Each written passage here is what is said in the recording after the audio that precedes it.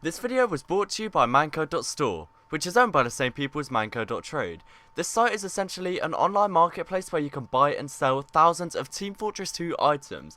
You can also get your own personalized store where it has an individual link that you can send to people to where they can see all the items you're selling and buying. The link to Manco.store, the marketplace, will be down below. Hey guys, what's going on? My name is Joe and welcome to a brand new video. So yesterday, I think it was the day before yesterday actually, I made this video, essentially talking about what I believe is Valve's biggest problem in Team Fortress 2 and what I believe the main issue is with the communication barrier between Valve and the community, right? And it spurred up a lot of conversation in the comments down below. And I told you guys to leave your thoughts on the whole situation in general, the lack of updates, the lack of communication and stuff like that. And there was so many comments and so many interesting perspectives that I thought I'd just make a video like this where I just read out some of the comments, just a few of them that you guys posted, and just kind of discuss them, you know? Now obviously I can't say this represents the whole Team Fortress 2 community, but a large number of people who viewed this video are active members of the community, so I feel like I have quite a varied opinion. But yeah, so many different perspectives, I thought it was just too good of an opportunity to miss out on, because I feel like here it's just even more talking points, and maybe we can get to the root of the problem here. I don't know, I just think it's very interesting to talk about this stuff. But yeah, without further ado, let's just get into the first comment. So this first comment is from the Fox Creation, and he said, if you think an update called the Scrapyard comes with all the unused weapons, hats and maps and other things, that will be the best thing. And then if you agree. But yeah, I thought this was a really interesting concept. So there's a page on the TF2 wiki and there's a few people who've made videos about it of unused content in Team Fortress 2, featuring various cosmetics and weapons that were created and in the coding for the game but never actually added in. So it wouldn't be a hard update for them to push out at all. The items are already in the coding for the game, they already have the code for them. And I'm sure it's a very similar situation with the maps and stuff as well. It wouldn't be too far-fetched for them to just accumulate everything together that they've worked on but never got around to putting out and just put it into the game. And I feel like it's fresh for a lot of people, so obviously it's new items added to the game. People can spend hours mastering them, new techniques, new playstyles and stuff.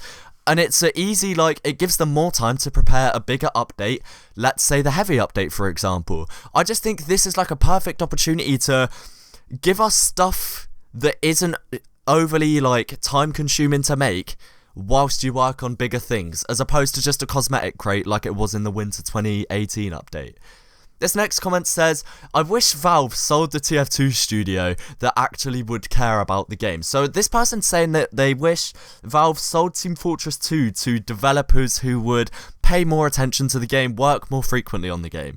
And whilst I think in theory this is a great concept, I don't think it's a good idea Valve selling Team Fortress 2 to new developers, purely for the fact that, the developers have been with the game since the start, so although it would be nice to have a fresh perspective, I don't think getting rid of the old developers is a bright idea at all, just purely for the fact that, they know how the game works, they know, well, I'd like to think they know how the community are receiving updates and what the community want, but then again, that is a bit far-fetched because, if they knew what we wanted, we'd have an update by now. But I definitely think new developers would not do any harm at all, just maybe, extra developers as opposed to a completely fresh team. I do think it's a wise move to keep the old developers in, if they're even considering that. I thought this one was really interesting from the German Warlord. They said, the TF2 team probably doesn't want to share any info on the off chance that they decide to cancel what they were working on.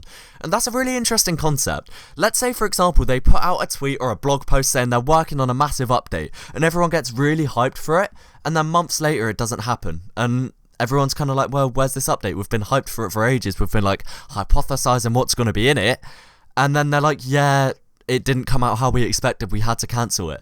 And whilst that is a interesting theory, I'd be curious to see why they would cancel an update or cancel new content. Maybe it didn't turn out the way they planned, or maybe they kind of thought it was a bad idea or couldn't get the balancing right or something like that. But this is definitely a very interesting thought process, that the reason they're not giving out spoilers or giving out leaked information or plans for upcoming things is purely for the fact they don't want to like get people's hopes up to then crush them by cancelling it. And I wonder if that's actually happened before when there's been a lack of communication. If they have cancelled an update, for all we know, they could have made the heavy update twice and cancelled it because it didn't turn out how they expected. And that's where the lack of communication comes into play. I thought this one was quite funny. This isn't really a serious one, but it says Valve is working on Artifact 2, mate. They ain't got time for TF2. Can you imagine, like, before TF2 gets an update, they make Artifact 2? Maybe they'll be able to peak more than 400 players, but I somehow doubt that. This is quite a lengthy one from the Grouchy Gamer. It says, I think Valve needs to hire a second class of developer. I imagine nobody really wants to work on a finished game, one that's 10 years old, particularly if they have no investment in it like the Token TF2 team do now. If they brought in some grunts to handle content creation specifically for TF2, as opposed to their wishy-washy do-what-you-want hiring policy now, we'd all be happier. I bet there are people that would kill for the chance to work on it too.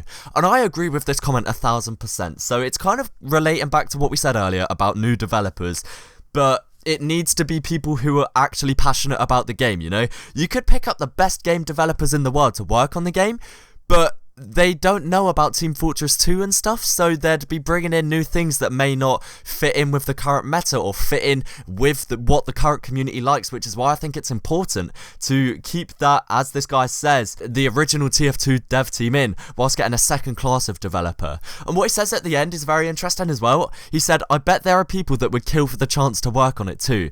And this really got me thinking that, like, there's probably so many community members who would die for the opportunity to develop or help develop their favourite game and to help see it grow, especially when the TF2 dev team has been slowing down.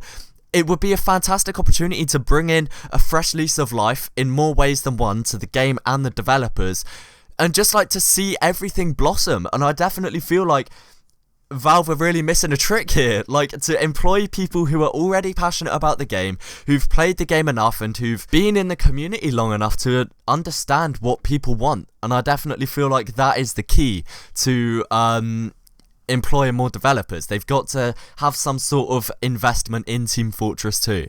This next comment says, update Man vs Machine, Valve, I'm begging you. And this kind of got me thinking, I think I mentioned this in a video previously. I said that it would be really nice to get some sort of new mission in Man vs Machine that has a whole new reward system, maybe new Australians and stuff like that. And MVM hasn't been updated in years. And this kind of comes back to, like, what are Valve prioritising at the moment?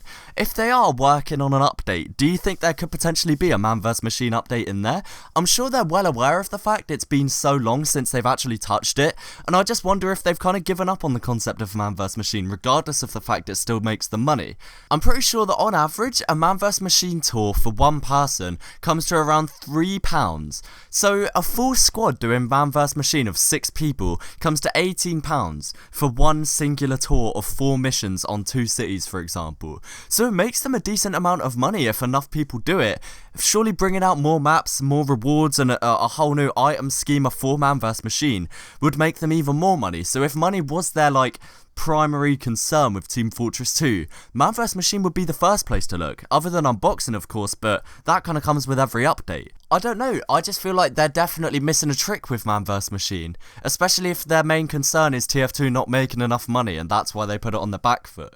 Because Man vs Machine, as I said, you know, it puts a lot of money into their pocket of people buying and burning through tickets. This last comment from King is more economy based. He said, I just want them to add more craftable hats for Refined's price to go up.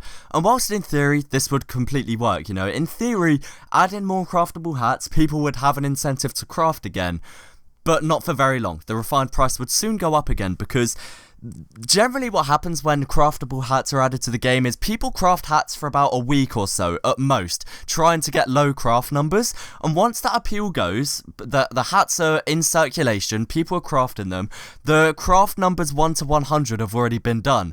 You just kind of get back to this standstill of there not being a reason to craft hats. There needs to be some sort of new sync for Refined, whether that's upgrade into a random war paint or anything like that, maybe earning an untradeable unbox with Refined. I don't know, I'm just hypothesizing here, but if you want to, like, drive the price of Refined up again, there are definitely more efficient ways of doing so, in my opinion, of course. I mean, adding new craft hats would be good if they did it frequently. But I think what we've gathered from these discussions over the past few days is that, you know, Valve won't update the game frequently, especially if it's to add craft hats.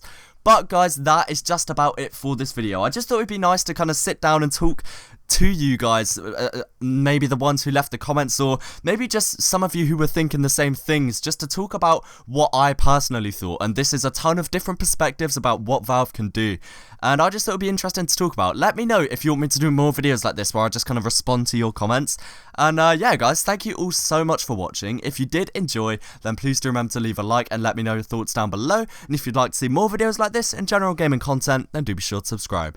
Thanks again so much for watching guys, and peace.